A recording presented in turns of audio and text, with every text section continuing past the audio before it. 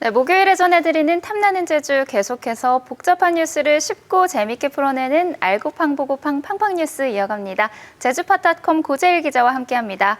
첫 번째 키워드 바로 살펴보죠. 정치의 맛, 어떤 맛인가요? 네, 아니의 맛이 아니고 정치의 맛입니다. 우리가 비단 음식이 아니라 생활의 다양한 사회 현상 그리고 뭐 감정 등을 이렇게 맛으로 표현하는 경우가 많지 않습니까? 정치도 아마 이와 비슷하지 않을까 싶은데요. 특히 제주 4.3 특별법 개정안 처리 약속하고도 번번이 이를 무시했던 대한민국의 정치 상황. 맛으로 표현하자면 아마 뒤통수 맞은 맛? 이 정도가 아닐까 싶은데요. 국회 상임위에서 논의조차 되지 못했던 제주 4.3 특별법 개정안이 기적적으로 부활할 조짐을 보이고 있습니다. 더불어민주당과 청와대가 새해 1월 8일까지 이어지는 임시국회에서 특별법 개정안 처리를 약속했기 때문인데요. 지금 발의된 두 개 법률안 가운데 민주당은 오영훈 의원이 대표 발의한 특별법 개정안을 수정 처리할 것으로 지금 예상되고 있습니다. 오랫동안 특별법 처리를 기다려왔던 도민들, 이제는 정치에 반전 있는 맛을 감상하지 않을까 싶습니다. 많은 분들이 이 소식에 반가워하실 것 같은데요. 사실 정부가 그동안은 이 특별법 처리에 부정적이었습니다. 그런데 뭐 입장 변화가 있었던 건가요? 네, 그렇습니다. 말씀하신 대로 정치권은 해주겠다 그랬는데 정부의 입장이 좀 그동안 좀 어려웠죠. 특히나 이제 배보상 부분에 대해서 난색을 보였던 기재부의 변화 때문에 아마 궁금해하신 분들이 많을 겁니다. 당장은 아직 당정 차원에서 두 가지 쟁점에 대한 논의는 일단 남아있다라고 합니다. 희생자와 유족들에게 배상금 또는 보상금 방식으로 지급할지 아니면 위자료로 지급할지에 대한 이 형식적인 측면이 하나가 있고요. 그리고 두 번째가 바로 지급 기준과 절차인데요. 이를 위해서 향후 6달 동안 연구 용역을 거쳐서 일단은 세부안을 마련한다라는 그런 계획입니다. 그럼 정리를 해보자면 특별법 개정안을 먼저 통과시킨 후에 어떻게 지급할지 지급 절차나 방식을 정한다는 말씀이신가요? 네, 그렇습니다. 정리를 잘 해주셨는데요. 아시는 것처럼 이 4.3 특별법 개정안 문재인 대통령의 대선 공약이자 그리고 이낙연 민주당 대표가 연내 처리를 약속한 입법 과제입니다. 사실 이제 더 이상은 처리를 미룰 수 없다라는 그런 부담이 커지면서 이게 굉장히 속도를 내는 것으로 지금 보이고 있는데요.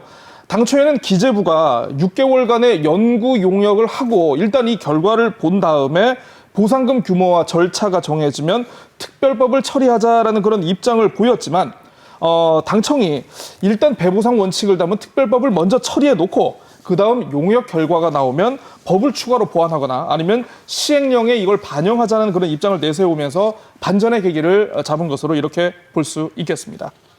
네, 제주 4.3 특별법 개정안 소식은 앞으로도 계속 전해드리기로 하고요. 두 번째 키워드로 넘어가죠.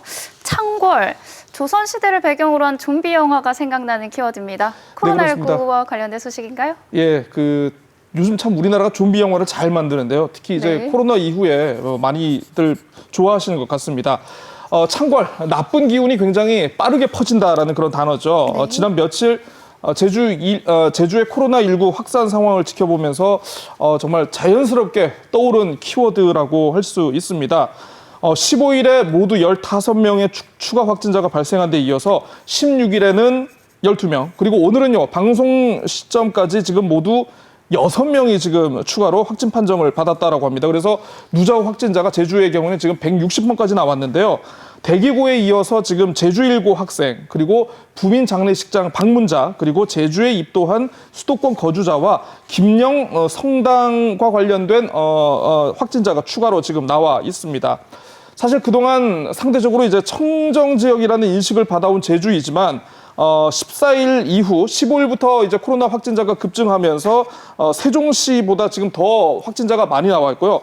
하루 추가 확진자 역시 지금 강원도나 울산 같은 다른 지역에 비해서도 지금 높게 나와 있는 상황으로 좀 굉장히 심각하다고 할 수 있겠습니다. 네, 이 코로나19 확산세가 참 무서운데요.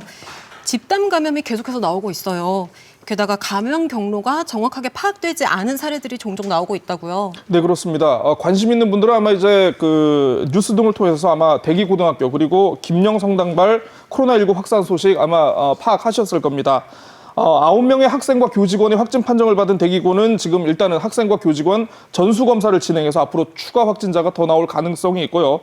그나마 이제 학교가 활동 영역이 제한적이라면 더욱 심각한 곳은 아마 지금 19명의 확진자가 나온 김영 성당이라고 할 수 있겠습니다. 아무래도 학교보다는 좀 활동 범위가 좀 넓지 않겠습니까?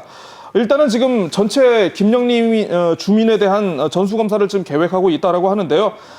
더구나 지금 말씀하신 것처럼 감염 경로를 지금 파악하기 어려운 그런 상황이라서 보건당국이 애를 먹고 있는데 사실상 이제 지역 감염은 이미 시작이 되었다라고 이렇게 봐야 한다는 분석입니다. 네, 이 코로나19와 관련해서 요즘 SNS나 온라인을 통해서 확인되지 않은 사실이 유포되고 있다는데요.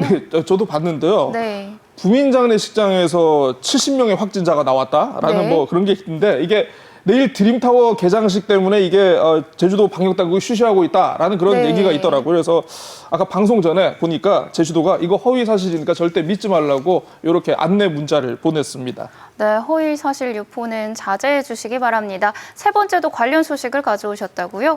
키워드가 잠시만 안녕이네요. 아, 네. 유행곡 제목인데요. 네. 유행가 제목인데요. 코로나19 확산세가 심상치 않음에 따라서 저희 방송이 끝나고 이제 6시간 있다가 네. 18일 자정부터 1월 3일까지 제주 지역의 사회적 거리두기가 2단계로 강화됩니다. 네. 모처럼 원희룡 지사가 이제 그제 기자회견을 열고 시민들의 협조와 동참을 요청을 했는데요. 헌팅 포차, 클럽, 유흥주점, 콜라텍, 단란주점. 네, 저하고는 거리가 먼 이 5종의 유흥업소 집합금지 명령이 내려져서 사실상 영업이 제한되고요. 그리고 노래 연습장이라든가 실내 체육시설 밤 9시 이후에는 운영할 수 없고 식당이나 카페도 9시 이후에는 방문 포장 판매만 허용한다라고 합니다. 그리고 결혼식이나 아마 장례식 이거 어떻게 되느냐 궁금하시는 분들 많으실 텐데요. 참석 인원이 100명 미만으로 제한된다라고 합니다. 또 기자회견에서 주목해야 할 내용이 있었는데 입도객 전원을 대상으로 해서 코로나19 검사를 의무화한다 이거였습니다. 실효성이 있을까요? 자세한 얘기 좀 해주시죠. 맞습니다. 하루에 제주에 입도하는 입도객이 2, 3만 명은 거진되는데 2, 3만 명을 과연 어떻게 일일이 다 전수검사를 할 것이냐. 좀 그 문제에 대해서 좀 지적이 많았습니다. 원지사는 일단 기자회견에서요. 제주 지역의 최근 코로나 확산세 영향이 여행객 그리고 다른 지역을 갔다 온 제주도민들에게 있다고 지목을 했습니다. 그래서 거리두기를 2단계로 상향하는 대신 이 입도객들에 대한 전수검사가 필요하다라고 이렇게 주장을 한 건데요. 사실상 그동안 국경 수준의 방역을 펼치고 있다라고 하는 어떤 제주도의 방역에 대한 어떤 홍보가 좀 무색해지는 순간이 아닌가 싶습니다. 그런데 말씀하신 대로 그 많은 숫자를 검사하기 위해서는 일단은 예산이 필요하거든요. 네. 근데 예산에 대한 구체적인 언급 없이 정부와 협의해서 추진하겠다고 밝혀서 이게 논란이 커졌는데 정부와 실질적인 협의도 지금까지는 없는 상태였고 여행객이 실제 단속에 적발되더라도 검사 이행을 강제할 방법이 아직 마련돼 있지 않다라고 합니다. 다행히 정세균 국무총리가 최근에 가능한 선에서 이 원지사의 요청에 대해서 적극 지원하겠다고 답을 했기 때문에 일단 실제 시행까지는 좀 더 지켜봐야 할 것 같습니다. 네, 입도객 전원 진단검사 의무화를 두고 안팎으로 말이 많은 상황인데요. 혼선만 부추기지 말고 구체적이고 명확한 설명이 뒷받침됐으면 좋겠습니다. 오늘 소식 여기까지 듣죠. 고맙습니다.